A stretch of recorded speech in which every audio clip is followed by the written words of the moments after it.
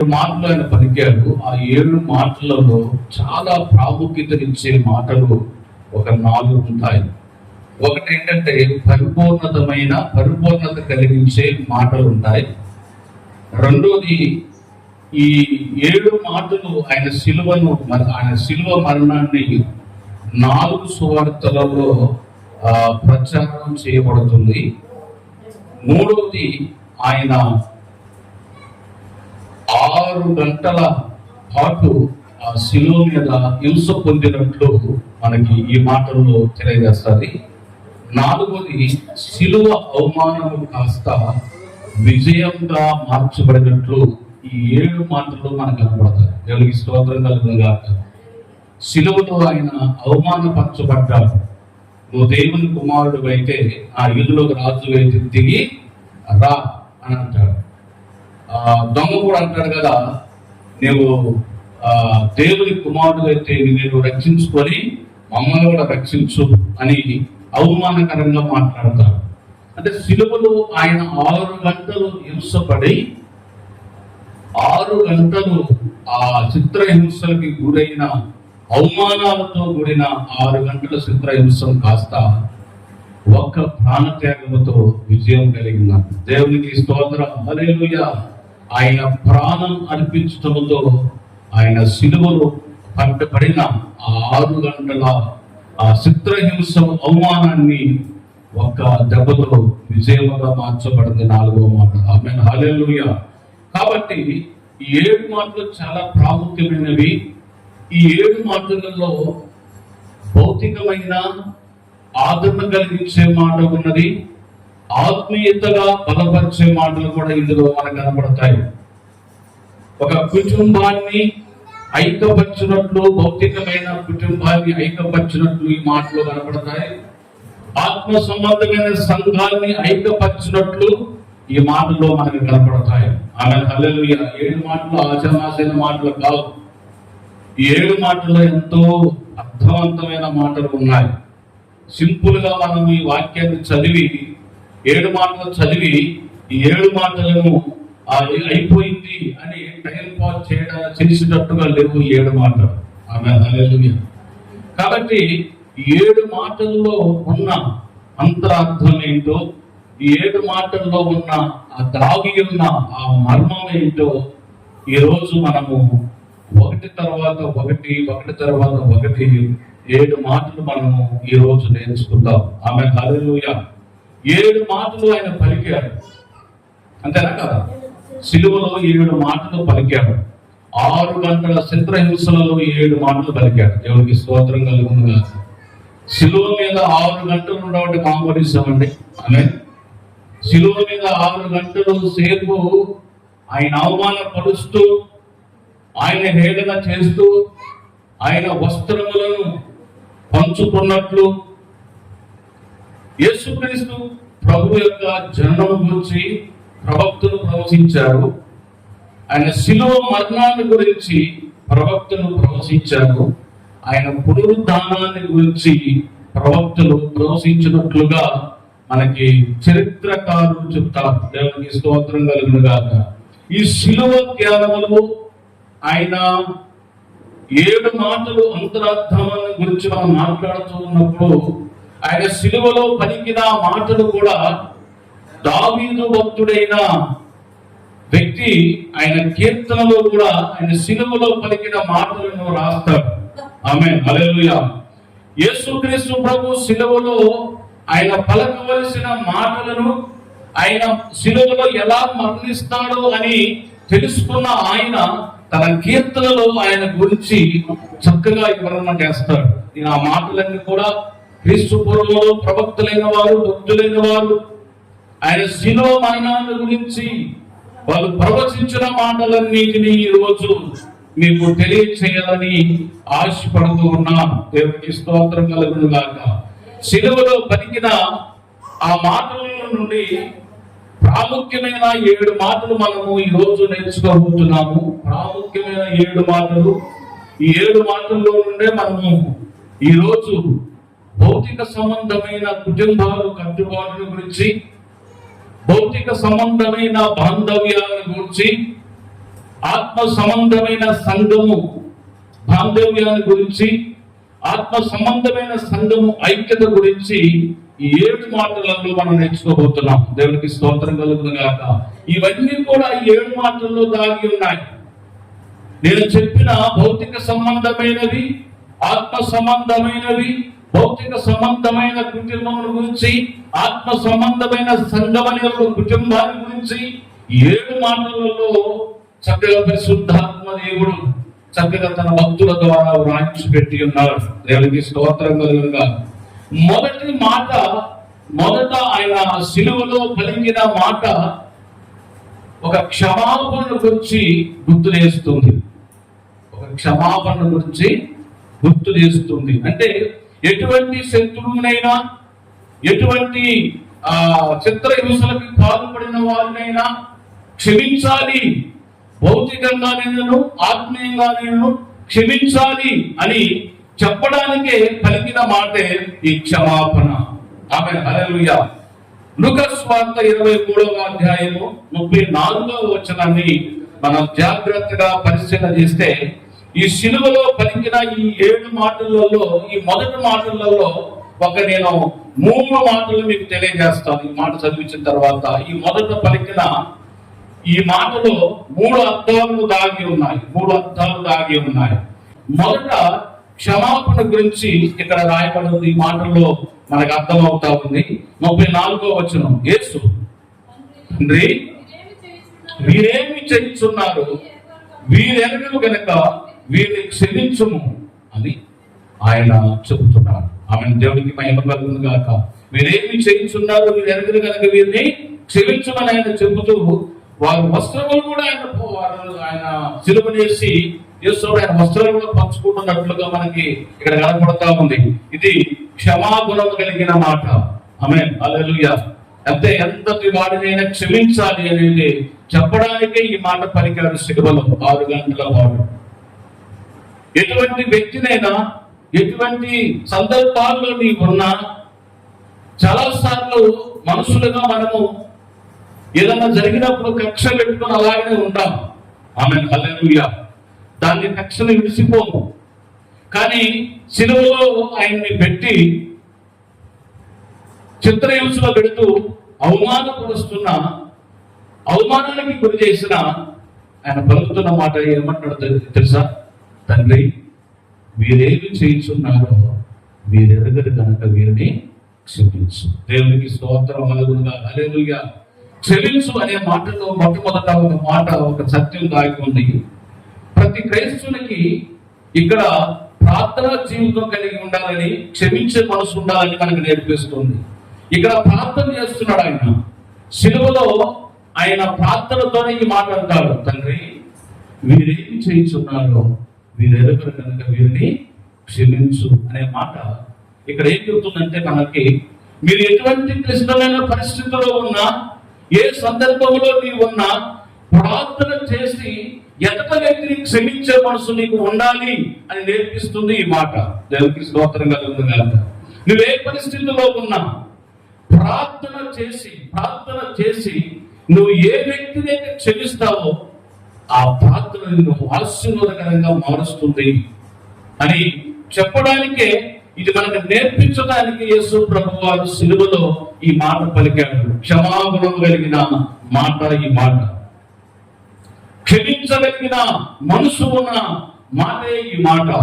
దీంట్లో మొదట అర్థం ఏంటంటే, ప్రతి క్రైస్తవుడు ప్రార్థనా పరుడుగా మార్చబడి క్షమాగుణం కలిగిన వాడిగా ఉండాలి అని చెప్పడానికి పలికిన మాటే ఈ మాట. రెండవ అర్థం ఏంటంటే, మీ శత్రువుల కొరకు ప్రార్థించే మనసు ఉండాలి అని నేర్పిస్తుంది. ఫస్ట్ ఏమో క్షమించే మనసు ఉండాలని నేర్పిస్తుంది. రెండవ అర్థమేమో నువ్వు ప్రార్థన జీవితం కలిగి ఉండాలని నేర్పిస్తుంది. రెండవ అర్థం.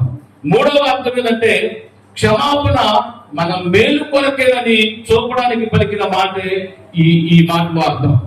మనం క్షమిస్తే మనకి మేలు కలుగుతుంది. మనం క్షమిస్తే ఒక వ్యక్తిని చెప్పండి, కక్ష పెట్టుకున్నాం అనుకోండి, వాడు కక్ష పెట్టుకుంటాడు, మనం కక్ష పెట్టుకుంటాం. ఇద్దరు చచ్చిపోయేంత వరకు కక్ష పెట్టుకుంటే మేలు ఉంటుందా, కీడు ఉంటుందా?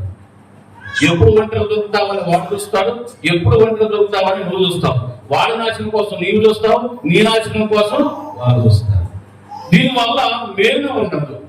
అందుకనే ఈ మాటలో ఇంకొక అర్థం దాగి ఏంటంటే మీకు మేలు కలుగుతుంది. క్షమాగుణము, క్షమించే గుణం మీకుంటే మేలు కలుగుతుందని చెప్పడానికి పలికిన మాటే ఈ క్షమించుము అనే మాట. దేవునికి స్తోత్రం, హల్లెలూయా. క్షమించే మనసు నిజంగా క్రైస్తవుడికి ఉంటే ఖచ్చితంగా మేలు మనకి దొరుకుతుంది. దేవునికి మహిమ కలుగునుగా, హల్లెలూయా. శత్రువుల కొరకు ప్రార్థించే మనసు ఉండాలని, శత్రువులను ప్రేమించే అంటే క్షమించే మనసు మనకు ఉండాలని, ప్రార్థించే మనసు మనకు ఉండాలని ఈ మాట నువ్వు ప్రార్థన చేస్తే నీకు మేలు కలిగించే మాట అని ఇక్కడ మనకు నేర్పిస్తా ఉంది. ఆమె హల్లెలూయా. రెండవ మాటలోకి వస్తే, రెండవ మాటలో ఇక్కడ ఒక మాట మనకు కనపడుతుంది. రక్షణ గురించిన మాట ఇక్కడ మనకు కనపడుతుంది. 43వ వచనంలో, అందుకు ఆయన వానితో, నేడు నీవు నాతో కూడా పరదేశంలో ఉండువని నిశ్చయముగా నీతో చెప్పుచున్నాను అని. దేవునికి స్తోత్రం కలుగునుగాక. ఇక్కడ పలుకుతున్న మాట ఏంటంటే రక్షణ గురించిన మాట. యేసు ప్రభువు వారు సిలువ వేసినప్పుడు ఇరుపక్కల ఇద్దరు చెరువు, అంటే ఆ పక్కన ఒక దొంగ, ఈ పక్కన ఒక దొంగ అక్కడ సిలువనయ్యబడతారు. ఒక దొంగ అంటాడు సిలువకు దగ్గరయ్యాడు, మరణానికి దగ్గరగా ఉన్నప్పటికీ ఒక దొంగ అంటాడు, నువ్వు నిజంగా రక్షకుడు అయి ఉంటే, నువ్వు దేవుని కుమారుడు అయితే నిన్ను నీవు రక్షించుకొని మమ్మల్ని కూడా రక్షించరాదు అని పలుకుతున్నప్పుడు ఇంకొక దొంగ అంటాడు, అరే నువ్వు నోరు మూయి, ఈ సిలువ శిక్ష, ఈ మరణ శిక్ష మనకేది తగినదే. ఈయన ఏ నేరము చేయలేదు, ఏ ద్రోహము చేయలేదు, ఏ అపరాధము చేయలేదు. ఇటువంటి శాంతిమూర్తి అయిన దేవునికి, ఇటువంటి శాంతిమూర్తి అయిన ప్రభువుకి ఈ శిక్ష తగినది కాదు. మనకైతే తగినది. మనం అన్యాయం చేశాము, దొంగలుగా మార్చబడ్డాము, దోచుకునేవాడిగా మార్చబడ్డాము, హత్తులుగా మార్చబడ్డాము. ఈ రోగము చేత ద్వేషించబడి దూషించబడిన వారు మనం. అందరూ మనం అసహించుకున్న బ్రతుకు మనది. ఇటువంటి బ్రతుకులో బ్రతుకుతున్న మనకి ఈ మరణ శిక్ష మనకి తగినదే అని గద్దిస్తూ ఆ రెండవ దొంగను గద్దిస్తూ ఈ దొంగ అంటాడు కదా, అయ్యా ప్రభువా, నీ రాజ్యంలోనికి వచ్చినప్పుడు నన్ను జ్ఞాపకం చేసుకో అంటాడు ఆయన. దేవునికి స్తోత్రం కలుగునుగాక, హల్లెలూయా. చెప్పండి, నీ రాజ్యంలోనికి వచ్చినప్పుడు నన్ను జ్ఞాపకం చేసుకో. ఎప్పుడైతే పశ్చాత్తపడి మారు మనసు పొందుకున్నాడో, బాప్తిసం తీసుకునే అవసరం లేకపోయినా ఆ తక్షణమే, ఆ క్షణంలోనే తన మారు మనసు ఎప్పుడైతే పొందాడో అన్నాడు కదా, నేడు నీవు నాతో కూడా పరదేశంలో ఉండు. దేవునికి స్తోత్రం, హల్లెలూయా. నేడు నీవు నాతో అంటే, నేడు అంటే ఈ రోజే, ఈ రోజు నీవు నాతో పరదేశంలో ఉండు. ఈ రోజు నువ్వు నాతో కూడా, నేనున్న స్థలంలో నీవు కూడా వస్తావు, ఆ స్థలంలో నీవు కూడా ఉంటావు. ఇంతకు పరదేశంలో ఏముంది అంటే, పరదేశంలో ఏముందంటే క్రీస్తు పూర్వంలో ఏ యేసు ప్రభు కొరకైతే ఎదురు చూసి, ఏ యేసు ప్రభు వార్తను వినాలని ఎదురు చూసిన మహారుషులైన వారు ఎందరైతే కాలగర్భంలో కలిసిపోయి భూగర్భంలో దాచబడి చనిపోయిన వారు ఉన్నారు, అటువంటి ఆత్మలకు సువార్త ప్రకటించడానికి అందరూ పరదేశంలోనికి వెళ్ళారు. దేవునికి స్తోత్రం కలుగునుగాక, హల్లెలూయా. ఆ పరదేశంలోనికి వెళ్ళారు. వారందరికీ క్రీస్తు సువార్త అందించబడడానికి ఈయన పరదేశం అనే ప్రాంతానికి, ఆ ప్రాంతానికి వెళ్ళవలసి ఉంది. పాతాళం పరదేశం ఒక దగ్గర పక్క పక్కనే ఉన్నాయన్న. దేవునికి స్తోత్రం. పాతాళం పరదేశం అనేది ఈ పాతాళం పక్కనే ఉన్నదంట. పరదేశం కూడా అంటే భూమిలో అడ్డు భాగముల పాతాళ నరకాగ్ని పక్కనే పరదేశం కూడా ఉందంట, సురక్షితమైన ప్రాంతం. అక్కడికి ఆయన వెళ్ళవలసి ఉంది యేసు ప్రభువు వారు.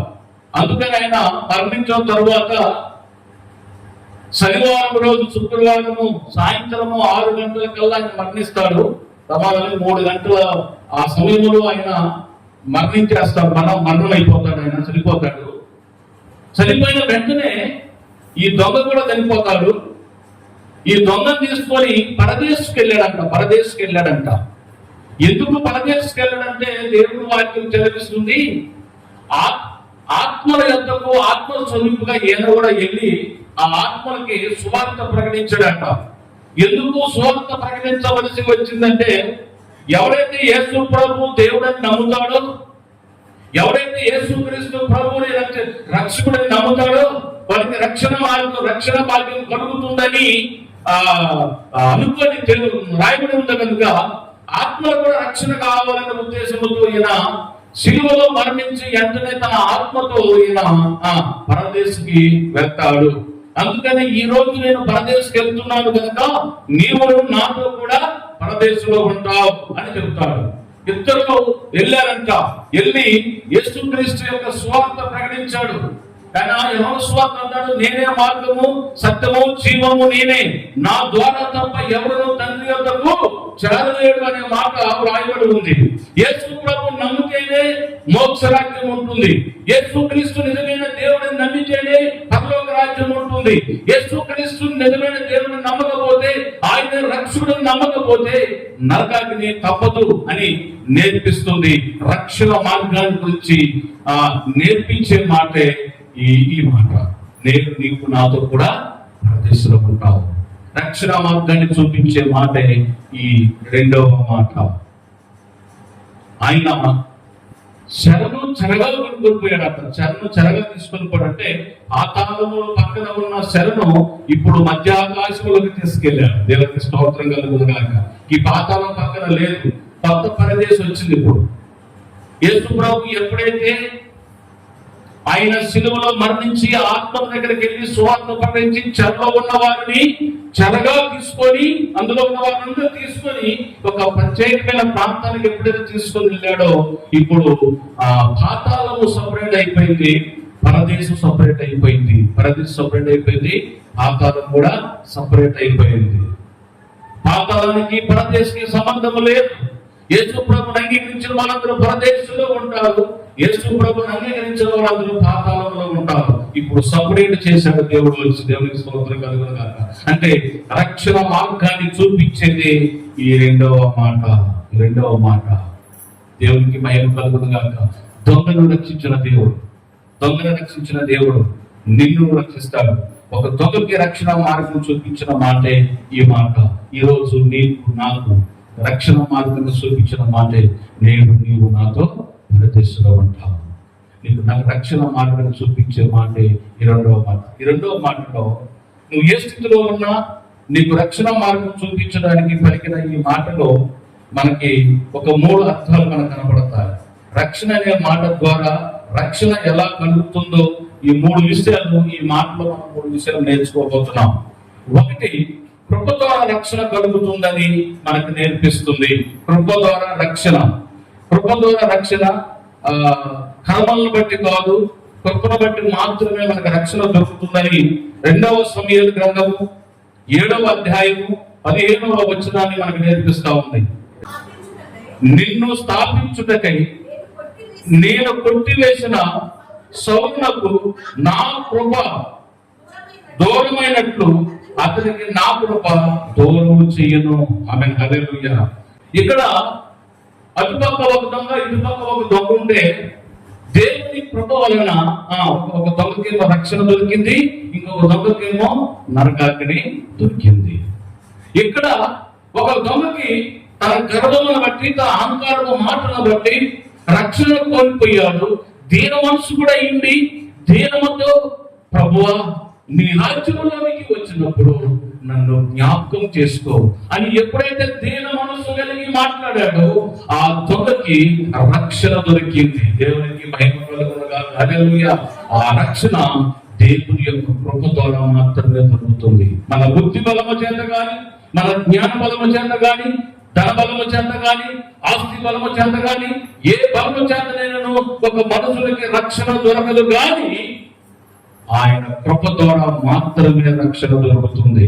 ఆమేన్, హల్లెలూయా. మొదటి మాట రెండో మాటలో ఉన్న అర్థం, మొదటి మాట ఏంటంటే, మొదటి అర్థం ఏంటంటే కృప ద్వారా రక్షణ దొరుకుతుంది అనే మాట. రెండోది శిలువ తీర్పు వేదికగా మార్చింది ఈ మాట.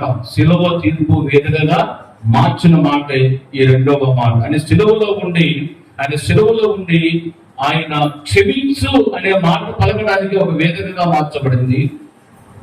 నేడు నీవు నాతో పరదేశంలో ఉంటావు అని పలకడానికి ఒక వేదికగా మార్చుకున్నాడు ఆ శిలువ సందేశంలో. దేవునికి మహిమ కలుగునుగాక. ఆ శిలువ మీద వేలాడనిది ఆ గొల్గొతా అనబడిన కపాలమైనటువంటి స్థలం ఆయన తీర్పు వేదికగా మార్చుకున్నాడు.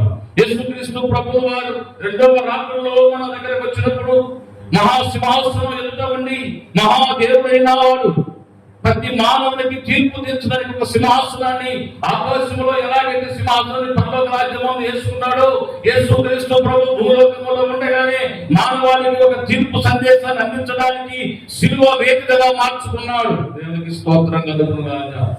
కపాలనబడిన స్థలము అనగా శ్మశాన భూమిలో శిలువ అనే దాని మీద ఒక వేదికగా మార్చుకొని నీకు రక్షణ భాగ్యము దొరుకుతుందని చెప్పడానికి కలిగిన మాటే ఈ రెండవ మాట. ఇది దీంట్లో అర్థము. రెండవ అర్థం ఏంటంటే ఆయన శిలువ తీర్పు వేదికగా మార్చుకున్నాడు, శిలువను తీర్పు వేదికగా మార్చుకున్నాడు. మూడవ అర్థం ఏంటంటే పరదేశం గురించిన అర్థాన్ని గురించి వివరించడానికి పలికిన మాట. పరదేశం అనేది ఒకటి ఉన్నది.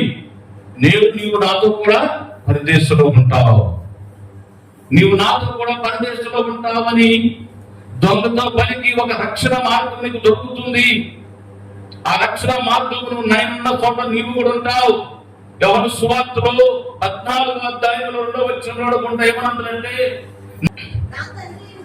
నా తండ్రి ఇంట అనేక నివాసాలు ఉన్నాయి, లేని ఎడల మీతో చెప్పుదును, మీకు స్థలము సిద్ధపరచడానికి నేను వెళుచున్నాను. స్థలము సిద్ధపరచాలా నేనుండు స్థలములో. ఆమె చాలు. దేవునికి స్తోత్రం కలుగునుగాక. నేనుండు స్థలములో మీరులో ఉండులాగున నేను స్థలాలు సిద్ధపరచడానికి వెళ్తున్నాను. దొంగతో పలికిన మాట అదే. నేడు నీవు నాతో కూడా పరదేశంలో ఉంటావు. ఆమె హల్లెలూయా. మొదటి మాటలో క్షమించే గుణం కలిగిన మనసు ఉండాలి ప్రతి ఒక్కరు, కానీ క్షమాగుణం కలిగిన వారిగా ఉండాలని చెప్పడానికి కలిగిన మాటే తండ్రి వీరేమి చేస్తున్నారు, వీరికి మీరు ఎరగని కనుక వీరిని క్షమించు అని పలుకుతారు. రెండవ మాటలో నువ్వు దొంగవైనా, అంతుకుడువైనా, పాపువైనా, వ్యభిచారివైనా, ఎవరువైనా నీకు ఒక రక్షణ మార్గం ఉన్నది. నువ్వు ఏ స్థితిలో పడి ఉన్నా, నువ్వు ఏ పరిస్థితిలో ఉన్నా, నువ్వు దేవునికి దూరం అయిపోయినా నీకు రక్షణ మార్గం ఒకటి ఉన్నదని చెప్పడానికి పలికిన మాటే ఈ రక్షణ మార్గం అనే మాట. దేవునికి స్తోత్రం కలుగు. నీవు నేడు నాతో కూడా పరదేశంలో ఉంటావు. దేవునికి స్తోత్రం కలుగుగాక. రక్షణ మార్గాన్ని చూపించే మాట. ఒకప్పుడు ఇది ఆత్మీయంగా చూస్తే, ఒకప్పుడు అంటే మనము క్రీస్తుకు దూరస్తులుగా ఉన్న మనము ఈ రోజు సమీపస్తులుగా ఉన్నామని దేవుని వాక్యం చదివిస్తుంది. ఒకప్పుడు అన్యాయముతో, అక్రమముతో, పాపముతో, వ్యభిచారముతో, నానా రకాలైన ఆలోచనలతో దేవునికి దూరం అయిపోయిన మనలను క్రీస్తు శిలువ రక్తము ద్వారా, క్రీస్తు శిలువ యొక్క రక్తము సంధి చేసిన ద్వారా మనకి ఒక రక్షణ భాగ్యము దొరికింది. ఇప్పుడు పరదేశంలో ఉండగలిగే అర్హత దొరికింది. ఆయనతో ఉండగలిగే ఒక గొప్ప భాగ్యము దొరికింది మనకి. దేవునికి మహిమ కలుగుగాక. రెండో మాట ఊరక ఏం మాట్లాడలేదు. ఆయన నీకు రక్షణ ఉన్నది అని చెప్పడానికి పలికిన మాటే ఈ రెండవ మాట. ఈ రెండవ మాటలో మొదటి అర్థం ఏంటిది అంటే ప్రభుత్వ రక్షణ దొరుకుతుంది. శిలువను తీర్పు వేదికగా మార్చుకున్నాడని మనకు నేర్పిస్తుంది. రెండోది పరదేశం గురించి అవగాహన కల్పించడానికి ఆ మాట ఉన్నదని మనకు మూడవ మాట నేర్పిస్తుంది. మూడో అర్థం ఇక మూడవ మాటలో మనం దీంట్లో నేర్చుకోబోతున్నాం. మూడవ మాట బాధ్యతను గుర్తు చేసే మాట. బాధ్యతను గుర్తు చేసే మాట. బాధ్యతను గుర్తు చేసే మాట. బాధ్యత అంటే మీకు తెలుసు కదా, బాధ్యత లేకుండా భారము బాధ్యత లేకుండా పనికి మానవులుగా తిరుగుతున్న వారిని ఒకటి చేయడానికి, లేకపోతే క్రీస్తుకు దూరంగా ఉండి పోయినా ఒకటే, ఈ వారం పోకపోయినా ఒకటే అని క్రీస్తుకు దూరమైన వారిని దగ్గర చేయడానికి ఆత్మ సంబంధమైనది, భౌతిక సంబంధమైనది. భౌతిక సంబంధమైన దాని గురించి మనకి ఒక మాట యోహాను సువార్త 19వ అధ్యాయంలో ఈ 3వ మాటలో ఆయన పలికిన మాటలో ఒక అర్థాన్ని చెప్తాను. 3వ మాటలో 19వ అధ్యాయం 26వ వచనం, యోహాను సువార్త 19వ అధ్యాయం 26వ వచనం, యేసు తన తల్లియు తాను ప్రేమించిన శిష్యుడును దగ్గర నిలుచుంటా చూచి, అమ్మా ఇదిగో నీ కుమారుడు అని తన తల్లితో చెప్పారు.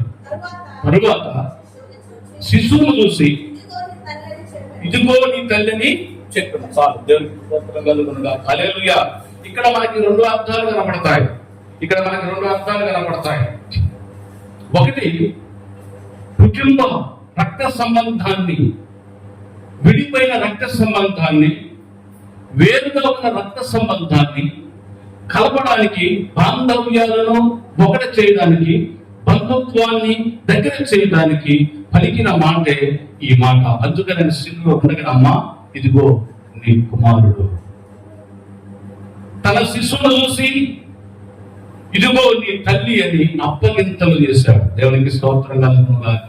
అంటే ఏ మనుషులకి బంధాలకు దూరం అవ్వాల్సిన అవసరం లేదు అని చెప్పడానికి పలికిన మాటే ఈ 3వ మాట.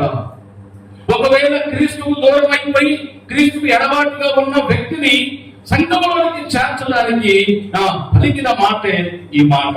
భౌతిక సంబంధమైన బంధాన్ని దగ్గర చేయడానికి పలికిన మాట, ఆత్మ సంబంధమైన ఆ బంధాన్ని దగ్గర చేయడానికి పలికిన మాటే ఈ 3వ మాట. ఆత్మ సంబంధమైన బాంధవ్యం అంటే సంఘము నుంచి ఒక వ్యక్తి దూరం అయిపోయినప్పుడు, సంఘం నుంచి ఒక వ్యక్తి వెలివేయబడినప్పుడు, దేవునికి దూరం అయిపోయినప్పుడు, సంఘానికి దూరం అయిపోయినప్పుడు ఆ వ్యక్తిని అప్పగింతలు చేయడానికి పలికిన మాటే ఈ మాట. దేవునికి స్తోత్రం కలుగును గాక. ఎవరైనా సంఘంలో తప్పుదము చేసి దూరం అయిపోయినప్పుడు బైబిల్ వాక్యం చెబుతుంది, మీరు సంఘములో కొంతమందిని తీసుకొని తప్పుదము చేయబడిన వ్యక్తి దగ్గరికి వెళ్ళి ఆ వ్యక్తితో మాట్లాడి సమాధానం పరిచి మరలా సంఘంలోకి చేర్చవలని చెబుతుంది. అంటే సంఘంలోనికి దూరం అయిపోయిన వారిని సంఘంలోకి చేర్చడానికి, ఆత్మ సంబంధమైన బంధాన్ని ఒకటి చేయడానికి పలికిన మాట, భౌతిక సంబంధమైన బంధాన్ని, రక్త సంబంధాలను ఒకటి చేయడానికి పలికిన మాటే ఈ మాట. అమ్మా ఇదిగో నీ కుమారుడు అని పలకడానికి. ఈ మాటలో మనకి చాలా ప్రాముఖ్యమైన అర్థం మనకు కనపడుతుంది. అమ్మా ఇదిగో నీ కుమారుడు అని ఆయన యేసు తన తల్లియు తాను ప్రేమించిన శిశువుల దగ్గర అన్న మాట దగ్గర నిలుచుంటూ చూసి, శిశువుడు అంటున్నారు. ఇక్కడ ఒక మాట మనం చెప్పాలి. మరి సహోదరుడు అనొచ్చుగా, ఉండలేరా? ఆ మాట మీకు గుర్తుందా? తీసుకున్న మాట, తల్లిని చూసి అమ్మా అన్నాడు. మరి కింద అంటాడు శిశువుడు అంటాడేంటి మళ్ళీ? శిష్యుడు అంటాడేంటి మళ్ళీ? తమ్ముడా అనొచ్చుగా, సోదరుడా అనొచ్చుగా, లేకపోతే తన తల్లిని చూసి తన సోదరుని చూసి అనొచ్చు కదా. ఇక్కడ తల్లిని అన్నాడు, సోదరుడు అనలేదు, శిష్యుడు అన్నాడు. దేవునికి స్తోత్రంగా. అంటే ఆత్మ సంబంధమైనది, భౌతిక సంబంధమైనది ఇక్కడ నాకు రెండు కనపడుతున్నాయి. పరదేశీ పాతాలను ఎలా కనపడుతున్నాయో రక్త సంబంధము, ఆత్మ సంబంధము రెండు మనకి ఇక్కడ బ్యాలెన్స్ చేసి మాట్లాడాడు ఈ 3వ మాటలో. రక్త సంబంధమైన బాంధవ్యం దూరం కాకూడదు, వాళ్ళు దగ్గర పరచబడాలి, వాళ్ళు ఒకటి చేయబడాలని పలుకుతూ అమ్మా ఇదిగో నీ కుమారుడు అన్నాడు. ఇదిగో నా సహోదరుడు అనలే. తను చూసి తన తమ్ముడు చూసి తమ్ముడా ఇదిగో నీ తల్లి అన్నాడు, మన తల్లి అనలే. అర్థమైందా మీకు? ఆత్మ సంబంధమైన మాట పలికాడు, భౌతిక సంబంధమైన మాటను కూడా ఆయన పలికాడు. ఇక్కడ ఏమో శారీరకంగా ఈయన కన్నది కాబట్టి భౌతిక సంబంధమైన బంధాన్ని ఒకటి చేయడానికి పలికిన మాట. శిశువుడు అనే మాట ఆత్మ సంబంధమైన మాట ఇది. అందుకనే సంఘానికి ఎడవాల్సిన వారిని, దేవునికి దూరమైన వారిని వస్తు మనిషికి అప్పగించక ముందే సంఘం అంతా ఏం చేయాలి తెలుసా? సేవలు చేసే పని కాదు ఇది, సంఘం చేయవలసిన పని ఇది. అందుకని మనకు నేర్పించడానికి పలికిన మాట ఈ మూడవ మాట. బంధాన్ని దగ్గర చేయడానికి పలికిన మాట. ఆత్మ సంబంధమైన ఒక విశ్వాసి సంఘానికి దూరమైనప్పుడు, దేవునికి దూరమైనప్పుడు సంఘమంతా కలిసి వెళ్ళి ఆ వ్యక్తికి సువార్త ప్రకటించి ఈ మాటను తెలియజేసి మరలా సంఘంలోకి చేర్చడానికి, ఆ అవగాహన కల్పించడానికి పలికిన మాటే ఈ ఆత్మ సంబంధమైన మాట.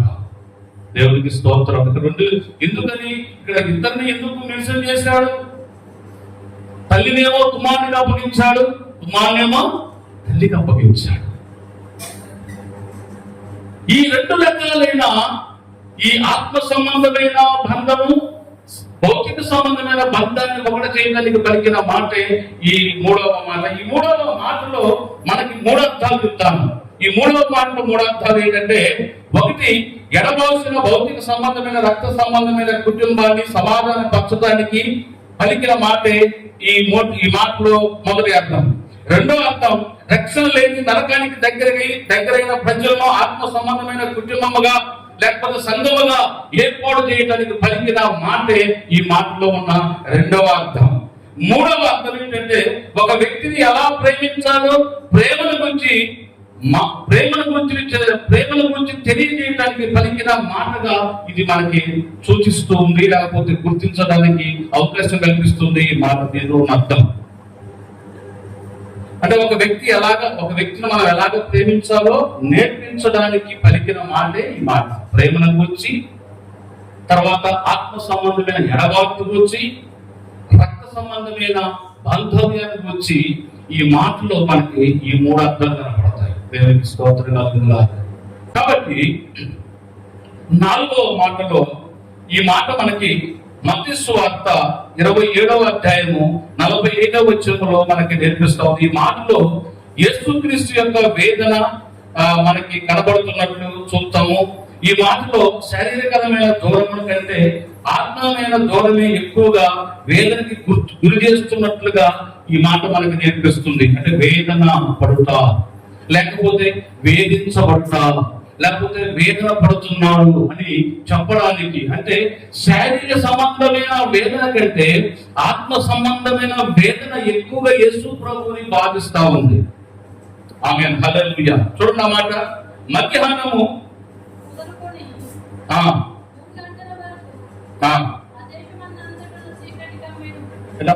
40 వచ్చిన చదువుకోవాలి.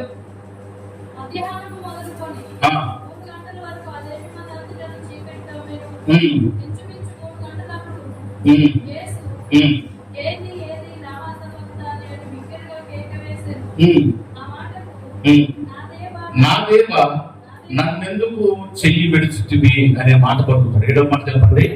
నా దేవా నన్నెందుకు చెయ్యి విడిచితివి అనే మాట మనకి ఈ 4వ మాటలో మనకి నేర్పిస్తా ఉంది. నన్నెందుకు చెయ్యి విడిచితివి. ఈ మాట దావీదు కూడా మాట్లాడతాడు ఈ మాట. అంటే నేను దీంట్లో కూడా భౌతిక సంబంధమైన వేదన కంటే ఆత్మ సంబంధమైన వేదన ఎక్కువగా యేసు ప్రభువుని బాధించినట్లు ఈ మాటలో మనకు కనపడతాయి. క్రైస్తవులుగా మనం యేసు ప్రభువుని నమ్మిన వారిగా మనకి శారీరక సంబంధమైన బాధ కంటే ఆత్మ సంబంధమైన బాధ వేదన ఎక్కువగా మనం గురవుతూ ఉండాలి. ఒకసారి ప్రార్థించుకోకపోతే మనం వేదన పడాలి. ఒకసారి దేవునితో సమాసం చేయకపోతే వేదనకు గురవ్వాలి. ఒకసారి దేవునికి దూరం అయిపోతే వేదన పడుతూ ఉండాలి. అంటే శారీరక సంబంధమైన గాయానికి ఏదో ఒక రకమైన మందు మనకి డాక్టర్స్ కనిపెట్టారు, కానీ మానసిక సంబంధమైన వేదనకు ఏ డాక్టర్ మందు కనిపించలేదు. ఏ డాక్టర్ ఆ మానసిక సంబంధమైన ఆ వేదనకి ఏ డాక్టర్ కూడా మెడిసిన్స్ కనిపెట్టలేదు. అందుకని యేసు ప్రభువుని కొరడాలతో కొట్టినప్పుడు బాధ కంటే యేసు ప్రభుని ముళ్ళ కిరీటము తల మీద పెట్టి వచ్చినప్పుడు బాధ కంటే, యేసు ప్రభుని డొక్కలో పొడిచినప్పుడు బాధ కంటే, యేసు ప్రభుని పిడిగుద్దులు గుద్దినప్పుడు ఉన్న బాధ కంటే, యేసు ప్రభు ముఖం మీద ఉమ్ము వేసినప్పుడు ఉన్న బాధ కంటే, యేసు ప్రభుని కాలుతో తన్నినప్పుడు ఉన్న బాధ కంటే, యేసు ప్రభుని అవమానపరుస్తున్నప్పుడు బాధ కంటే, ఆయనను ఆ వస్త్రాలు పంచుకొని అవమానపరుస్తున్నారు. చూసావా? నీవు దేవుని కుమారుడు అయితే, నీవు రక్షకుడు అయితే, నీవు రక్షించుకొని నన్ను మమ్మల్ని రక్షించరాదు అని అవమానకరమైన మాటలు ఉన్నాయి. చూసారా? ఈ ఆత్మ సంబంధమైన మాటలు వేదనకి గురైపోయాడు. ఈ మాటలు ఆత్మీయంగా చాలా వేదనకి గురైపోయాడు. ఆయన శారీరక సంబంధమైన భౌతిక సంబంధమైన గాయపరిచిన అంత వేదన పడలేదు.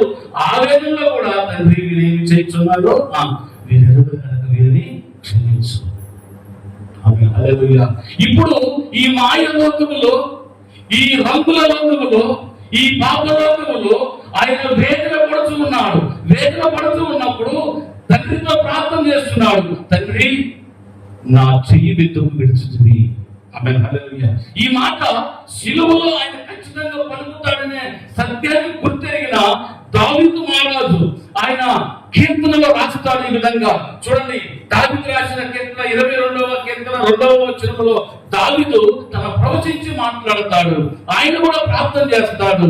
యేసు ప్రభు శిలువలో ఏ విధమైన మాటలు పలికాడు అటువంటి మాటలనే దావీదు కూడా మాట్లాడతాడు 2వ వాక్యంలో. నా దేవా, నా దేవా, నీవు నన్నేలా విడనాడితివి, నన్ను రక్షింపక, నా ఆర్తలోని వినక నన్నేలా దూరంగా ఉన్నావు. నా దేవా, పగలు నేను మొదలుపెట్టుచున్నాను, రాత్రి వేళ నేను మౌనంగా ఉండలేదు.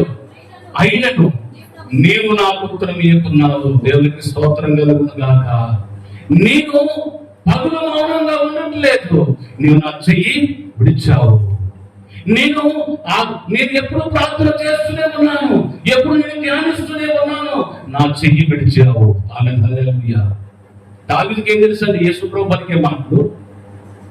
కొన్ని వేల సంవత్సరాల తర్వాత వచ్చేది, కొన్ని వేల సంవత్సరాల తర్వాత యేసు ప్రభు శిలువలో పలికే మాట దావీదుకి ఏం తెలుసండి? దావీదుకి ఏం తెలుసండి ఆయన మాట్లాడే మాటలు? దావీదు అంటున్నాడు, నన్ను ఎందుకు విడిచిపెట్టావు, నన్ను ఎందుకు విడిచిపెట్టావు? ప్రభునందు పెట్టారా? విడిచిపెట్టే అనే మాట తండ్రి క్రీస్తు చెయ్యి విడిచిపెట్టకపోతే ఆ శ్రమను మనము అనుభవించవలసి వస్తుందని, ఆ శ్రమను మనం అనుభవించవలసి వస్తుందని ఈ మాట పలికాడు. మన శ్రమలో నుండి, మనల్ని లోక సంబంధమైన శ్రమలో నుండి విడిపించడానికి పలికిన మాటే ఈ 4వ మాట.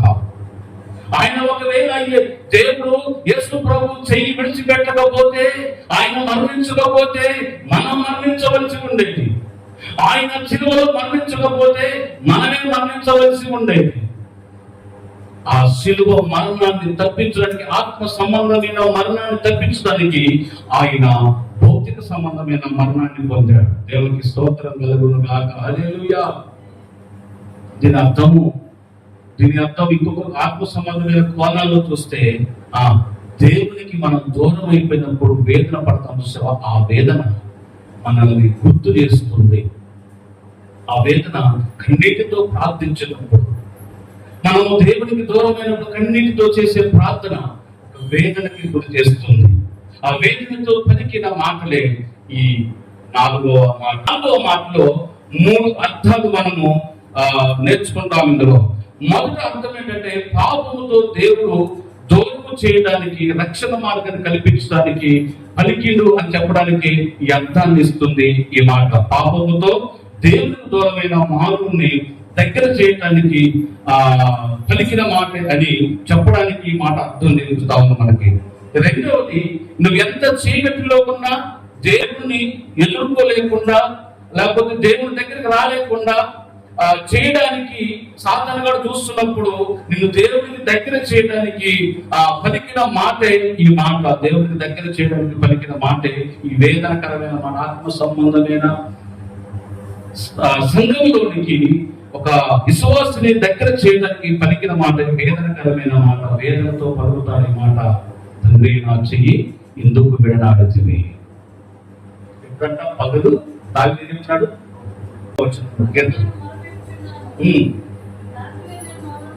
పగలు మొదలుపెట్టుచున్నాడు. యేసు ప్రభు శిలువ మీద పగలే ఉన్నాడు. మిట్ట మధ్యాహ్నం రామారవి 3 గంటల కాదు, ఏం చెప్పండి, రామారవి 3 గంటలకు ఆయన పలుకుతున్నాడు ఆ మాటలు. అంటే పగలు అయినా మౌనంగా ఉండలేదు, పగలు మౌనంగా ఉండలేదు, రాత్రి మౌనంగా ఉండలేదు. పగలు ఆయన 3 గంటలకు శిలువ మీద పలుకుతున్న మాటలు జ్ఞాపకం చేయడానికి దావీదు పలుకుతాడు, నేను పగలు మౌనంగా ఉండలేదయ్యా, నన్ను ఎందుకు చెయ్యి విడిచిపెట్టావు, ఎందుకు నువ్వు మౌనంగా ఉన్నావు, నా చెయ్యి ఎందుకు విడిచిపెట్టావని వేదనతో ఏడుస్తూ ప్రార్థన చేస్తున్నట్లుగా దావీదు మనకి కీర్తనలో నేర్పిస్తున్నాడు. దేవునికి మహిమ కలుగును గాక. తర్వాత 3వ అర్థం ఏంటంటే మన సొంత పరిత్యాగము ఆయనలోనికి తీసుకోబడింది. అంటే మనం సొంతంగా ఏ పాపం చేసి దూరం అయిపోయామో, ఏ శాపం వల్ల దూరం అయిపోయామో, ఏ పాపం వల్ల దేవుడికి దూరం అయిపోయామో, దూరం అయిపోయిన మన బ్రతుకులను, దేవునికి దూరం అయిపోయిన మన చీకటి బ్రతుకులను ఆయనలోకి కలుపుకోవడానికి ఈ మాట పలికాడు అని చెప్పడానికి అర్థమిస్తుంది ఈ మాట. దేవునికి స్తోత్రం కలుగుతుంది. అందుకని ఒకప్పుడు పాపము చేత లేకపోతే అపరాధముల చేత దూరం అయిపోయిన మనల్ని క్రీస్తు ప్రేమ ద్వారాగా ఆయన దగ్గర చేర్చుకున్నాడని మనకి పత్రికలో రాయబడి ఉంటుంది. దూరం అయిపోయిన మనల్ని ఆయన శిలువ త్యాగం ద్వారా మనల్ని దగ్గరకు చేశాడు అని చెప్పడానికి నేర్పించిన మాటే ఈ మాట. వేదనకరమైన మాట, వేదనతో కూడిన మాట ఈ మాట. ఆమేన్, హల్లెలూయా. దేవా నా చెయ్యి ఎందుకు విడుచుతుంది అనే మాట. ఆయన చెయ్యి విడుచుకోకపోతే మనకు రక్షణ లేదు. దేవుడు యేసుక్రీస్తు యొక్క చెయ్యి విడవకపోతే ఆయన శిలువలో మరణించడు. ఆయన శిలువలో మరణించకపోతే మనకు రక్షణ రాదు. ఆయన శిలువలో ఆయన రక్తము చెందించకపోతే మన పాపానికి క్షమాపణ దొరికేది కాదు. ఆయన ఆత్మీయంగా మనల్ని బ్రతికించడానికి భౌతికంగా ఆయన చనిపోయాడు. ఆత్మీయంగా మనల్ని రక్షించడానికి భౌతికంగా ఆయన చనిపోయాడు. ఆమేన్, హల్లెలూయా. ఇక్కడ ఉదాహరణకు మనము పేతురుని మనం చూసుకుంటే ఎలాగ దూరం అయిపోయాడో మనం చెప్పడానికి, ఈ మాట ఎలాగ దూరం అయిపోయాడో చెప్పడానికి ఉదాహరణకు పేతురు దేవుని విడిచిపెట్టి తన సొంత పనిని అనగా చేపలు పట్టే పని చేయడానికి వెళ్ళినప్పుడు ఆయన దగ్గరకు యేసు ప్రభు వెళ్తాడు అని మనకు తెలుసు. చేపల పట్టణానికి వెళ్తున్నప్పుడు నీటిపై నడిచి వస్తుంటే ఈ పేతురుతో పోయిన వీళ్ళందరూ కూడా యేసు ప్రభు నడిచి వస్తుంటే అనుకున్నాక దయ్యమనుకున్నాము, భయపడిపోయాము, దయ్యమనుకున్నాము, భయపడిపోయాము, దయ్యము కాదు, భూతము కాదు, ప్రభు అయినా యేసన్న అని మాట పడతారు. దేవునికి స్తోత్రం కలుగును గాక.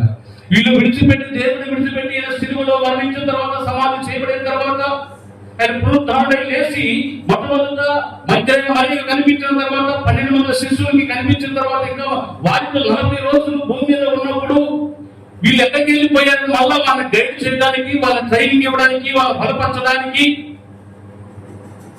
ఆయన వెళ్ళిపో చూస్తే ఎవరు లేదు. పేతురు పోయాడు ఒక్కడ పోక మీరు ఎక్కడైనా పోండి, నేను మాత్రం చేపల పట్టణానికి వెళ్తున్నాను అని చెప్తాడు. అక్కడ దేవుని స్తోత్రం కలిగి ఉన్నారు. పేతురు ఆ మాట చెప్పినప్పుడు అందరూ వలలు తీసుకొని సముద్రంలోకి వెళ్తారు. సముద్రంలోకి వెళ్ళినప్పుడు సముద్రంలో చేపలు పడుతున్నప్పుడు ఏమీ పడలేదు, చేపలు పడలేదు. అప్పుడు దేవుడు వెళ్తారు, పిల్లలారా మీ దగ్గర భోజించడానికి ఏదైనా ఆహారం ఉన్నదా అని అడుగుతారు. బోధ కూడా ఇక్కడ మేము రాత్రంతా చేపలు పట్టాము కానీ ఒక్క పిల్ల కూడా పడలేదు. ఎట్లా పడతాయి? దేవుని విడిచిపెడితే. ఆమేన్, హల్లెలూయా. ఎట్లా పడతాయి? ఎట్లా ఆశీర్వించబడతావు దేవునికి దూరం అయిపోతే? ఎట్లా ఆశీర్వించబడతావు దేవునికి దూరం అయిపోతే? ఎట్లా ఆశీర్వించబడతావు సంఘానికి దూరం అయిపోతే? ఎట్లా దీవించబడతావు సంఘములు స్థిరపడకపోతే? ఎట్లా నీకు ఆశీర్వాదం వస్తే సంఘములు స్థిరపడకపోతే? దేవునికి దూరం అయిపోయి నేను చేపలు పట్టుకుంటానని వెళ్ళాడు. దేవుని పని చేయవలసిన వాడు, దేవుని సువార్త ప్రకటించవలసిన వాడు, దేవుని రాజ్యాన్ని ప్రకటించవలసిన వాడు, దేవుని సంఘాన్ని కట్టవలసిన వాడు ఆ దేవుని పని చేయకోకుండా తన పని చేసుకోవడానికి వెళ్ళిపోయాడు. ఎట్లా దీవించబడతావు? రాత్రంతా ప్రయాసపడ్డావు కానీ ఒక్క పిల్ల కూడా మాకు కనిపించలేదు. ఆమె హల్లెలూయా. ఈ మాట ఆత్మీయంగా దూరమైపోతున్న వారిని దగ్గర చేయడానికి పలికిన మాట ఇది. స్థిరపరచడానికి మాట. మన సొంత పరిత్యాగం వలన రక్షణ రాదు. మన సొంత పరిత్యాగం అంటే విడిపోవడం అని అర్థం. పరిత్యాగము అంటే ఈ బైబుల్ మా ఆత్మీయమైన భాషలో పరిత్యాగము అని అంటే విడిచిపెట్టుట, విడిపోవుట అని మాట. అంటే మన సొంత కార్యాల వలన దేవుణ్ణి విడిచిపెట్టినప్పుడు, దేవునికి దూరమైనప్పుడు ఆయనతో కలిసి సమాధానం పరిచే మాటే ఈ వేదనకరమైన మాట. దేవుడు ఎప్పుడు దూరం అవుతాడు? ఉదాహరణ భౌతిక సంబంధమైన మన పిల్లలు ఉన్నారు అనుకోండి. మన పిల్లలు మనకు ఎంత చెప్పినా మాట ఉంటలేదు. వాళ్ళు లోక సంబంధమైన మాటలు కలిసిపోయారు. లోక సంబంధమైన మాటల్ని వాళ్ళు పట్టుకొని మనకి చాలా బాధ పెడుతున్నారు. అదే నువ్వు మంచి మార్గంలో వెళ్ళాలంటే నేను వైన్ షాప్ కే వెళ్తాను అన్నాడు అనుకోండి. అరే నువ్వు మంచిగా ఉండాలంటే నేను సినిమాలు రోజుకి 4 సార్లు సినిమాలు నా బతుకు గడవదు అన్నాడు అనుకోండి. లేదు నేను వైన్ షాప్ లోనే ఉండాలి అని అనుకున్నాడు అనుకోండి. ఈ తండ్రి ఏమనుకుంటారు చెప్పండి? వేదన పడతాడు, నా కొడుకు బలి చేస్తున్నాడు, రోజు వైన్ షాప్కి వెళ్ళి రోజు ఒక పెక్కేసి వస్తున్నాడు, నా కొడుకు ఎంత బుద్ధిమంతుడు, సంతోషపడతారా వేదన పడతారా? అయ్యో ఉన్నారా లేరా? ఆమె హల్లెలూయా. నీ కొడుకు మంచిగా ఉండాలని అనుకుంటున్నప్పుడు నేను సినిమా హాల్లోనే ఉంటాను. ఈ ఎండాకాలం ఏసీ ఉంటుంది బాగా సినిమా హాల్లో, మంచి కుర్చీ వేసి కూర్చోబెడతారు, మంచి ఏసీ ఉంటుంది. ఎంట్రీ వెళ్ళినప్పుడు పాప్కార్న్ దొరుకుతాయి. ఇక్కడ నుంచి ఏం దొరుకుతాయి? ఎంట్రీ బిల్లలో పాప్కార్న్ దొరుకుతాయి, సమోసాలు దొరుకుతాయి.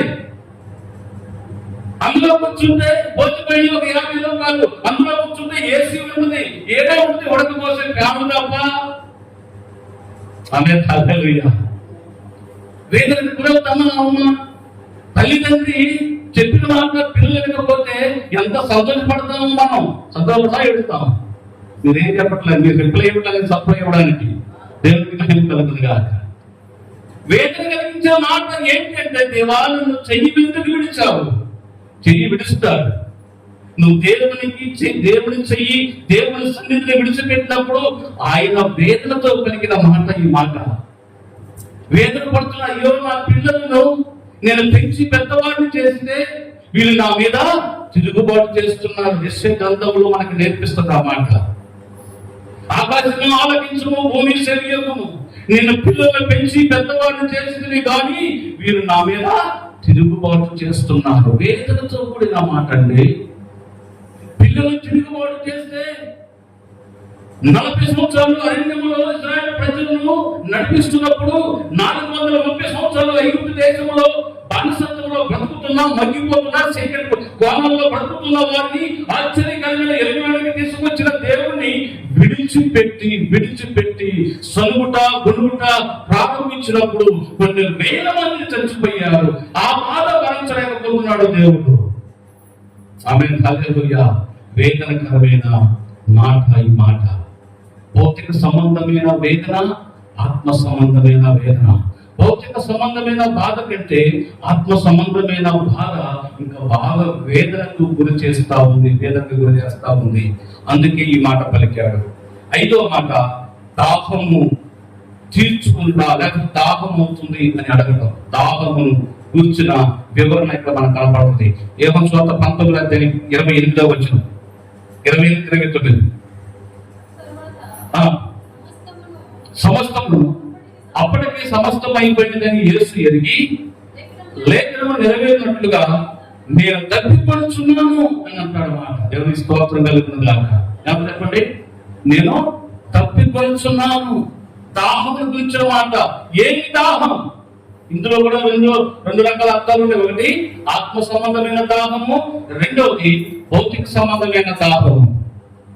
ఈయన సిలువలో రక్తమంతా కాలిపోయింది, శక్తిహీనుడిగా మార్చబడ్డాడు, రక్తమంతా పోయింది.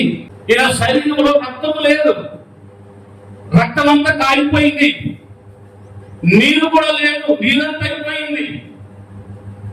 ఈయన శరీరంలో ఉన్న నీరంతా అయిపోయింది, రక్తం అంతా అయిపోయింది. ఈయన వేదనతో అంటున్నాడు ఈ మాట, నేను తప్పికొనుచున్నాను అని అంటాడు. హల్లెలూయా. నాకు దాహం అవుతుంది, తప్పికొనుచున్నాను, నీళ్ళు నాకు కావాలి అని సిలువలో ఉండి అడుగుతాడు ఆయన.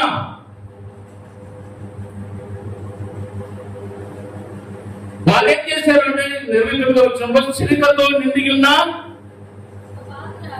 ఒక పాత్ర అక్కడ పెట్టి ఉండెను కనుక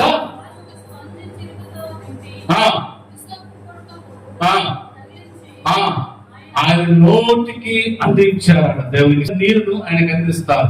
ఇక్కడ దీని గురించి దావీదు ఒక మాట రాస్తాడు. దావీదు తన కీర్తనలో ఒక మాట రాస్తాడు. కూడా తన ప్రవచన వాక్యములో 69వ కీర్తనలో 21వ వచనములో ఈ మాట రాస్తాడు. ఆయన సిలువలో ఆయన దాహం అడుగుతాడనే సంగతి తెలిసి దేవుడు ఆత్మస్వరూపి అయిన దేవుడు దావీదుతో ముందుగానే రాసి పెట్టాడు. ఏమంటాడు అంటే కూడా ఆయన దాహము అయిన దాని గురించి ఆయన రాస్తాడు. చూడండి మాట 69వ కీర్తన 21వ వచనం. 69వ కీర్తన 21వ వచనం.